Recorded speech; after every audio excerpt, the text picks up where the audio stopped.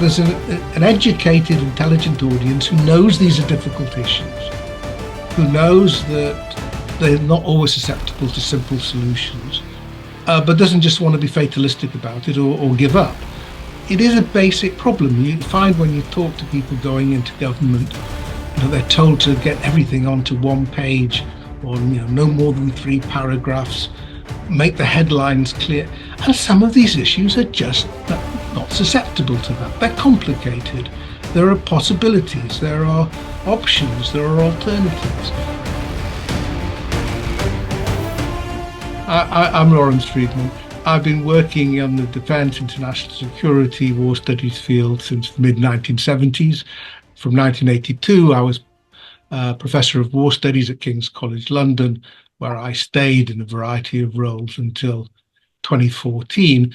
And I started off working mainly on Cold War and nuclear strategy issues, but moved on generally to studying almost any war that was going. I was the official historian of the UK Falklands campaign of 1982. I was on the official inquiry into how Britain got involved in the Iraq War in 2003. More recently, I've been following closely events, particularly in Ukraine, but also in the Middle East, largely on a Substack I do with my son called Commenters Freed. My son deals with British politics and policy, and I deal with international affairs, and it works really quite well together as a father and son operation. Why I like Substack, and I think what we offer is you can do long form essays. I mean, I think if you want to do short pieces, you can do a short piece for a newspaper or something, but we do pieces from 2,500 to 3,500 words, and we get guest contributors a bit as well. On Ukraine, I'm very clear who I support on Ukraine, but you've got to be as clear-eyed as possible. There's no point in just being a cheerleader. So I try to be as analytical. My son is pretty nerdy. He is pretty good on analysing budgets and election numbers and so on, and he enjoys doing that. And he's got a pretty good record, I think, of assessing some of the problems that are affecting the British state in particular. I found that a lot of my American friends really quite enjoy his stuff as well. I think he writes pretty well. When you're dealing with fast-moving events, there's something to be said for you being as up-to-date as possible when you press the send button, which is what I like. But I think the main advantage is you're trying to address a topic that's bothering people. That's enough for them to read. It doesn't take a whole day to get through it, but you ought to be able, if you're good at your job, you ought to be able to explain with some lucidity what the main things they should be interested in with this particular topic at this particular time.